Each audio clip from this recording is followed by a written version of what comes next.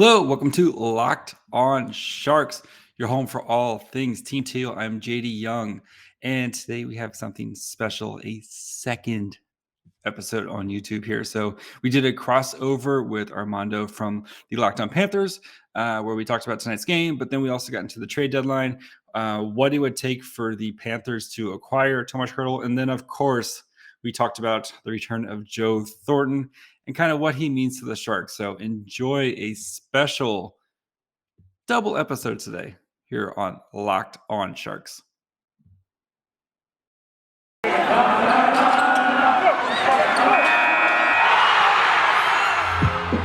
You're Locked on Sharks, your daily podcast on the San Jose Sharks.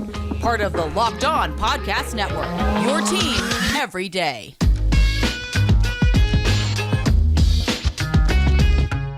So on today's episode of the Locked On Florida Panthers podcast, again, the second game of this West Coast trip, it will be a 10:30 start time on ESPN/Hulu. And here to discuss this matchup between the Florida Panthers and the San Jose Sharks on this edition of the Locked On Florida Panthers podcast is Kyle Demetrius and JD Young of the Content Boys. What is up, guys?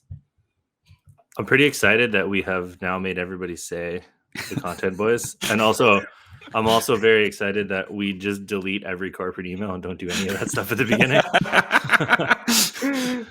We are the renegades of the Locked On Podcast Network, but, you know. It was good to hear it once a year.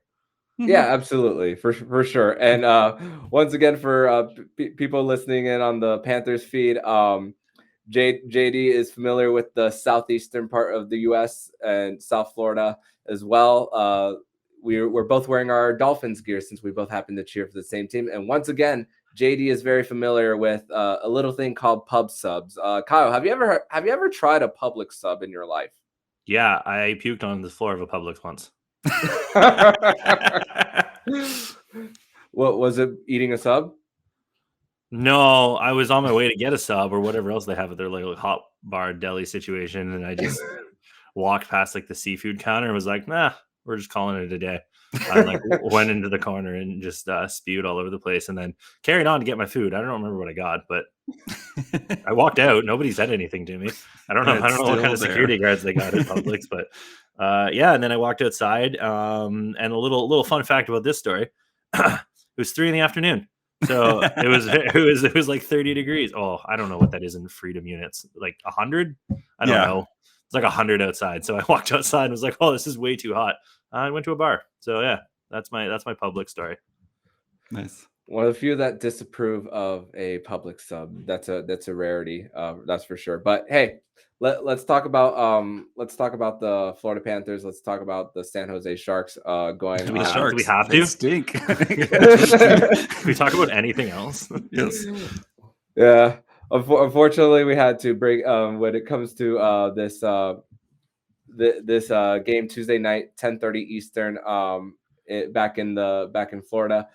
So the San Jose Sharks, last time these two teams faced off against each other, I mean, they gave Florida a run for their money. James Reimer was outstanding in that one. I mean, it took an overtime win for the Florida Panthers where Jonathan Huberdeau faked the Michigan to get it to Sam Bennett. I mean, the San Jose Sharks, just reading off the first 44 games right before that matchup on January 29th, they were in the thick of the playoffs, or at least just outside the bubble. 22, 19, and 3 to start. Around there. They were around 500. They're around 500. But that was that road trip is where everything fell apart for the Sharks. So yeah, and since then the San Jose Sharks are 4-6-4. But I'm seeing that seems generous, actually. Yeah, that was way better than I thought you were going to say. So yes. Yeah. So they're better on the power play lately. Their power play numbers are better. Even their PK is better. I mean, their PK has been hold on. Better. The only thing about San Jose that's been good in 3 years is their penalty kill. Yes. Literally the only thing. Yes. So what I'm seeing is that this team is having a trouble at even strength scoring and defending. So what do you think has been the issue there this season for the Sharks? Lack of NHL talent. Yeah. Erik Karlsson got hurt right before the Panthers game, And basically the moment he got hurt is when the season went into a tailspin. Karlsson before that was playing some of the best hockey he's played since he got to San Jose. And once he left, the Sharks' offense just fell into a tank where they couldn't even, do simple things like get the puck out of their own zone and stuff. And then, James Reimer had to start, I think, 13 games in a row before. 14. He was whatever. 13. It was 13. It was his 13th game in a row before he got hurt because Aiden Hill, RIP, and then they didn't trust Zach Slotchenko to get a start. So they pretty much ran our boy Reimer into the ground there. But Karlsson returned 2 games ago against the Kings, and the Sharks, small sample size, but the Sharks have looked much, much better. By much, much better, I mean an average-ish offense where they can actually get sustained zone time and stuff like that. But yeah, he has been the key, kind of the engine to the Sharks offense. But yeah, without Karlsson, they were just god awful. Just to put a point on that. In the last 20 games, San Jose is 8th in the NHL on the power play, first in penalty kill. They've only allowed 3 power play goals against in the last 20 games. And then at 5v5, they're 32nd in Corsi for, 31st in expected goals for, 32nd in goals for percentage. And they've been outscored 53-29 at 5v5 and 60-32 at evens. This is a team that people thought was going to the playoffs as recently as last month. People are stupid. Never forget this. Kyle, they're just a runaway. Come on. Actively last game, people were saying that they are just 1 run away from the playoffs. It's deranged. So yeah, they're basically their 5-on-5 has been killing them since Karlsson got out. Karlsson was injured. So yep. It's nuts because the Florida Panthers, they're good. Their 5v5 numbers are actually quite the opposite of their special teams. It's the special teams that has been a struggle for the Florida Panthers, at least early on in the season. When you have too many good players, it makes it hard to put them all out there. So yeah. So and of course with injuries to Alexander Barkov missing at least 13 games of the season, that's when the power play really struggled. They were as low as near the 20s in power play percentage, but now the team for the Florida Panthers is a lot healthier now. They've used 2 of their breaks, and I'm talking about the holiday break in December and the All-Star break / Olympic break. And every single break that the Florida Panthers have had, they've gone on a run immediately. And that's when you expect a team to possibly lose a little bit of momentum. But not this Florida Panthers team. This team even was hanging out around each other, even off of the break. But as far as the Sharks' perspective of things, when it comes to extended breaks or anything like the COVID break and the All-Star break, how have the Sharks come out of those? Bad. Shit. Did you hear the numbers I just read to you? So yeah. after the Christmas break or Christmas COVID break, they played terrible. I think they had a 9-8 game, or it was 9-8 or 8-7 game to the Coyotes that they barely won. They played just god awful. It took them. They got shelled by the Penguins. They were down 6-1 in the first period against the Penguins. They just came out terribly. And then after the All-Star break, they were basically in a funk until Erik Karlsson got back. Heading into the All-Star break, they lost to Seattle, lost to Tampa, beat the Capitals somehow, then lost to Florida, lost to Hurricanes, and then lost to the Lightning in overtime.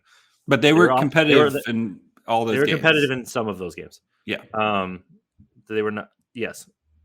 Then they had 13 games off, and then immediately followed that 13-game break off or 13-day break off with a loss to the Oilers, a loss to the Canucks, a loss to the Golden Knights, a loss to the Ducks, a shootout win over the Islanders, who are dreadful, and they allowed 47 shots against the Islanders, then a loss to the Bruins, then they beat the Kraken, and then immediately lost to the Golden Knights, lost to the Predators, lost to the Ducks. Oh, the Predators was an 8-0 loss at home. Oh, yeah, they lost 8-0 to the Predators. Noted offensive juggernaut. Yes. Man. Nashville. I think Roman Josie was they're awful. If in handsomeness, Who's if more the- handsome, if- Carlson or Josie? Josie. Well, Mm. Ragnarok Mm. Carlson is better. Is looking better. Ragnarok Carlson does have, yeah. I think Josie has like universal approval. Has Carlson's hair grown back? No, time he's, I saw- no. he's kept it short. He's got the Oh. Ragnarok look, and it's given him it's infinite the powers. Yeah, the that's powers the of source of his Ragnarok. powers. If Florida doesn't beat San Jose like 6-0, they should feel ashamed. You never know with these games going out west late at night with their body clock and all that. But we'll talk more about that next segment. So next segment, we're actually going to talk a little bit of trade deadline for the San Jose Sharks and the Florida Panthers and their approaches on this next segment of the Locked On Florida Panthers podcast. But first, we're going to tell you all about BetOnline. It's that time of year as college basketball tournament is finally upon us. For all the latest odds, contests, and player props, BetOnline.net is the number one source for all your sports betting needs and info. BetOnline remains the best spot for all your sports scores, podcasts, and news this season. It's not just basketball. BetOnline is your continued source for all your sports wagering information needs, including live betting on your favorite Vegas casino games. Head to the website today and use your mobile device to learn more about the trends and action. BetOnline, where the game starts. Back on this second segment of the Locked On Florida Panthers podcast, I have the content boys, Kyle Demetrius and JD Young here on the show. So we're going to talk a little bit of trade deadlines. So would you like one guys, Tomas Hertl, please? He's good. He's good. He's very good. Yes. Yeah, that is the number one place I was going to, because the latest rumors for the Florida Panthers side of things is they are actually linked to Tomas Hertl.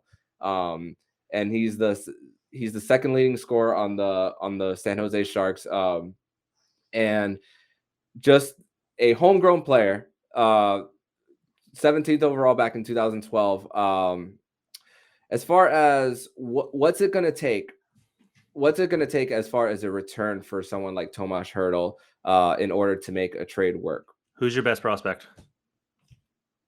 I would say our best prospect is. Don't you dare say Owen Tippett. I would say right now, as far as forwards. No, it can be anybody. Sharks are bad. We don't care. We just I would want say Mackie Samoskevich as far as forwards. I mean, he scored in his first game in World. Who's your next best prospect? We're excluding Sorda. Spencer Knight, right? I'm not. Anton Lundell and Spencer Knight are off the table. Yeah, that's fine. We know. That's fine. So Mackie, and then who's number 2? I would say Justin Sordiff, who's now playing for the Edmonton Oil Kings in the WHL. He got traded this season. He's averaging over a point per game right now in the WHL. Okay, they'll take both of those and your first next year and some other person you want to throw in there. Yeah, it'll have to be 2023 since they don't have. Perfect. That's perfect. Yeah, that's fine. We rather have the 2023 pick anyway because that's the better draft class, more swings. So that's the kind of thing you're looking at. Those high-end guys, but even then, I don't know. Like Samoskevich and Surdiff aren't exactly like A-tier prospects. Yeah. So San Jose is probably going to want somebody, because San Jose's whole thing is that they're going to go back trying to make the playoffs going forward, and they're not really rebuilding, the resetting. That's not our We're words. rolling our eyes. That's their words. Yeah. Our eyes rolled so hard they fell out. That's their plan. So NHL ready or NHL close prospect, which should be the centerpiece of the thing. Mm-hmm. A guy like Alex Newhook. Obviously, we know that they're not getting Alex Newhook. They might, but like an Alex Newhook, a Marco Rossi, a Matt Boldy, even though Matt Boldy's in the thing, a Kalen Addison, a Nick Robertson. Pick one from the Rangers. Yeah. Pick Zach Jones, Nils Lundqvist. Pick anybody from the Rangers. A guy who is close or a top tier talent, and then you're going to have to throw in another decent prospect, like a Justin Surdiff. Like, even though he's averaging a point per game, Justin Surdiff isn't exactly blazing down the doors of prospect rankings. And then you're going to have to throw in a bunch of picks for that to work. And if you want to give back, like, I know Boston has been heavily linked to Tomas Hertl, so they're probably going to take back like a Jake DeBrusk. But also, they're not going to give up Fabian Lysell or Mason Lowry. So then, if you're not going to do that and you really want to trade with Boston, then you got to go Jake DeBrusk, John Beecher, Urho Vakanainen, a first, something like that. It's got to be some sort of substantial package. Like Florida's going to lose something real from their system, and probably, I don't know how real Florida Panthers fans think their first round pick is, but it's basically a second at this point. That's how good they are. So more real things than that. That should be the baseline, is a first round pick. That's the base, and then you add on top of that. Tomas Hertl, like, especially for us, because our whole thing is we're trying to find William Eckler a friend. That's kind of our running joke, for our draft pros and stuff, is, for the Sharks, they're trying to find this next core. So they William Eckler, who we think is going to be very, very special. They're going to have a top 10 draft pick most likely in this upcoming draft. And then if you can get something here at the trade deadline from Hertl, and then these three guys that you're getting, this is your next core that you're going to be kind of piecing together with some of their prospects that they have coming up from their fabled 2020 draft class that every draft nerd on the internet loves, but you're still hoping that, one of these guys pops. But so that's where it is. Like Hertl, I think he gets lost, especially being on the West Coast, like where people don't really appreciate how good he is, especially on a bad team with the Sharks are. It wasn't until like 2 weeks ago that the Sharks actually won a game where Tomas Hertl and Timo Meier didn't score a point. Like, that's how important these two guys are to the team. And, Tomas Hertl, he's a fan favorite in San Jose, and wherever he goes, he's going to, like, the fans love him just because of the energy he brings and the passion, and he backs it up. We've seen him, especially with the Sharks, like, perform big in big games. He famously, when they were playing Vegas, they came back 3-1 after Game 5. They win. He said, "We're coming back here for Game 7. We're the better team." He goes out in Game 6, scores double overtime, shorthanded goal to bring the get back to Game 7, and then the Sharks, of course, famously win with the 5-minute major. But he's that important to the team. Mm-hmm. I mean, only 28 years old too, and bad knees though. Bad knees. That's Dustin Brown's fault. Yeah. So chances, give me a percentage of him sticking around past the trade deadline and an extension. I don't know. Pick a number out of a hat. Yeah, because as of right now, the Sharks are saying he's not available. Wink, because they're trying to work on a long-term deal. You kind of feel like if nothing's Wednesday, Thursday at the latest, if nothing's kind of pen to paper by then they're probably going to start looking, because he does have a 3-team no trade list, but he has come out and said he wants to win, and trying to package it. This is going to be a pretty complicated deal with him waiving his no trade clause, trying to figure out the right prospects and stuff like that. So I think we said 60% leaning towards right now, but I mean, as Wednesday gets, as the trade deadline gets closer, I feel like it's going to swing the other way. So got you. So chances are it's more likely he is out the door than he is. No, I mean, it's only Monday. Yeah. It's only Monday. We're when this episode drops, it'll be 6 days away from that trade deadline. 3 p.m. March 21st. 3 p.m. Eastern, 12 Pacific. Lunchtime for us. Yeah. Or as Jillian from Family Guy says, specific. So specific time. Yes. Because it starts specifically at noon. Yes. So next segment, we're going to talk about a player familiar to San Jose Sharks fans, and that is Jumbo Joe Thornton. We're going to talk in the next segment all about that on this edition of the Locked On Florida Panthers podcast. But first, we're going to tell you all about Rock Auto. And with the ever-increasing numbers of makes and models, it's now impossible for your local chain auto parts stores to stock all the parts you need. Why endure often pointless or seemingly intimidating questioning and wait until the person behind the counter orders the parts on their computer? Choosing only brand their warehouse happens to carry, you have computers with access to rockauto.com at home and in your pocket. Save time and money while using Rock Auto. Rock Auto is a family business serving do-it-yourselfers for over 20 years. Rock Auto's prices are reliably low for every customer. Go explore their easy-to-use website today and find the solution to your auto parts needs. Go to rockauto.com and see all the parts available for your car or truck right locked on in their How Did You Hear Us box, so they know we sent you. Amazing selection, reliably low prices, all the parts your car will ever need. rockauto.com.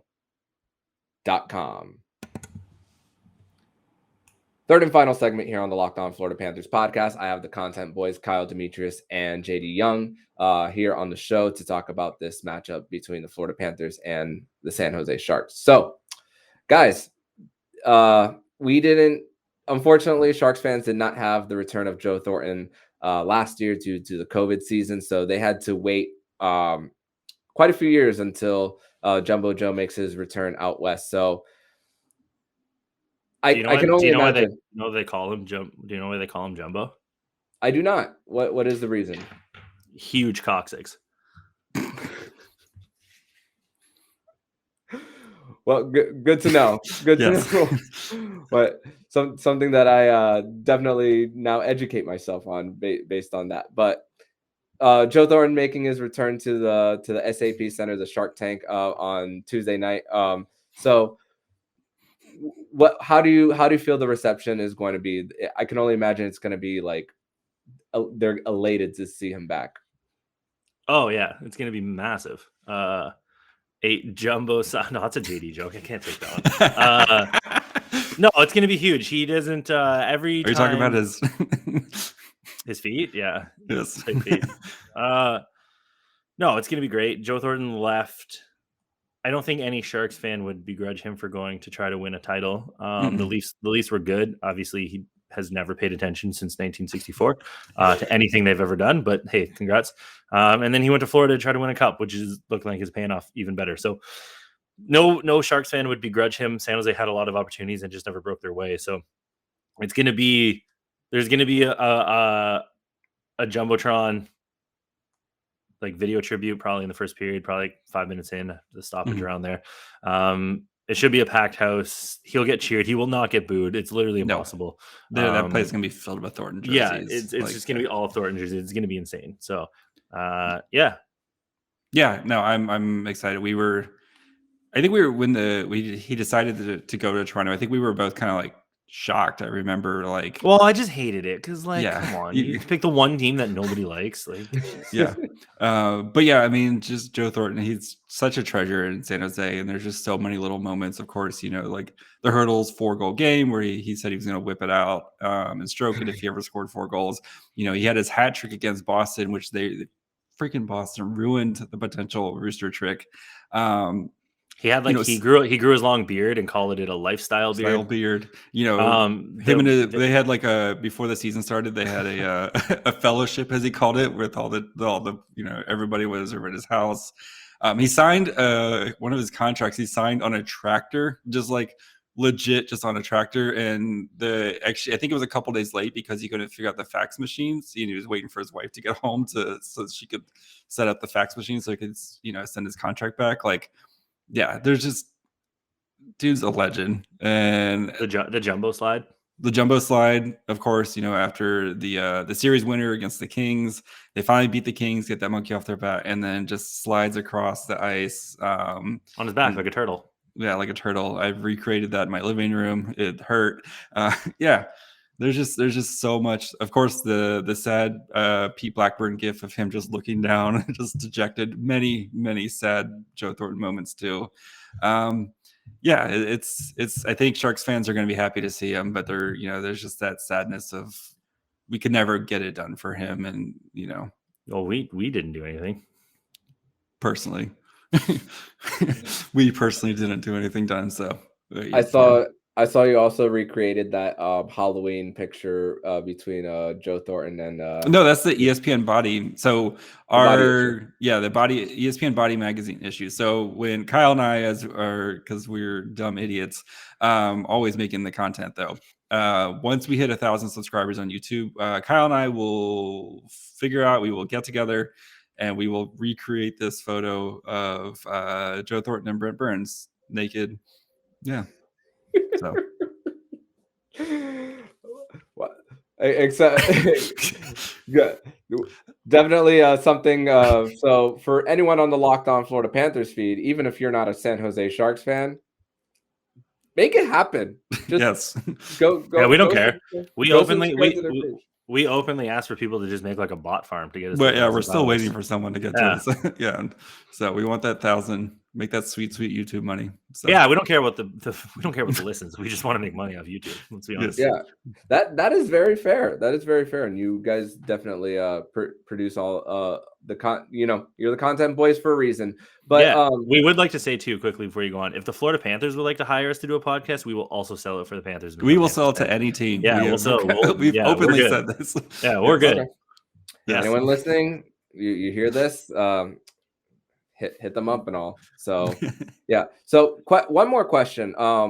No. James Reimer is currently on IR. Bob Booner talked about in practice today that there's a chance that he might be activated off IR. Who do you think that James Reimer gets to start tomorrow against his former team? He played for the Panthers. Yeah. Mm-hmm. He's played for everybody, dude. Yeah. Toronto, I don't know. Florida, Carolina. Hill is RIP again. Yeah, Hill hurt himself. Look, get out into bed. Standard. I don't know if they're gonna do that to Salchenko. Just throw him out there against the. Yeah, I don't see why they wouldn't start Reimer if he's. They do have Alex Stalock. If we want to see Joe Thornton get his wrist trick, please put Alex Stalock in net. Yes, that's how you know the fix is. That's how you know the fix is in. Is if Stalock trots himself out there. Honestly, if Reimer's like 75%, they'll throw him out there. They'll throw him out there. They have no care in the world for that man's body. When you said 14 straight games for James Reimer, I'm like, man, that's tough. And I thought Bob at one point was getting a lot of starts in a row before Spencer Knight was. Bob Bob actually played Reimer more. When Bob was the coach of Florida, he played Reimer 17 games in a row. Man. You must find someone who loves you as much as Bob Booner loves James Reimer. Yes, for real. One other note on this episode of the Locked On Florida Panthers podcast for the Florida Panthers listeners is that Mason Marchment, who grew up going to San Jose Sharks games because his dad working for the team. Wait, is his dad Brian Marchment? Yeah, that's his dad. Cheap shot artist extraordinaire. Oh my god. Yeah. So. He will be playing his first game as a member of a visiting team in San Jose on Tuesday night. So that'll be a great story for him to go back home, play a franchise that he is very familiar with himself. So, guys, Kyle, JD, I want to thank you guys for coming on to this episode of Locked On Florida Panthers podcast. Tell the listeners where they can find you guys personally online and, of course, your show. Your local record store, OnlyFans. Gotta pay for that Martin Jones buyout, baby. Yeah, X Hamster, Snapchat, all Locked On Sharks. All Locked On Sharks. No spaces, no underscores, all that. So follow that at, and you'll definitely see them their content wherever. Is there no spaces in Locked On Sharks? No, it's all. Oh. Yeah, I was able to keep, everything. Interesting. We are the MILF friendly podcast, so come check us out. Yes. Not anymore. Now we don't know what too many men penalties are. So. Oh yeah, we don't understand rules. I forgot that we switched it. We don't understand rules. Yeah. Come follow us, especially we dig into the draft. So if you like learning about draft profiles, that's our kind of our thing. I would say we are the best at the network at it. So by far. So even if the Panthers don't have a first round pick, but you want to learn about all the cool kids that are going to be making the NHL in 5 years from now, come check us out. Honestly, just come. Yeah. And listen. Like I said, even if you don't follow them, just come. Just come. You'll be entertained. That's for sure. It's words to live by. Yeah, absolutely.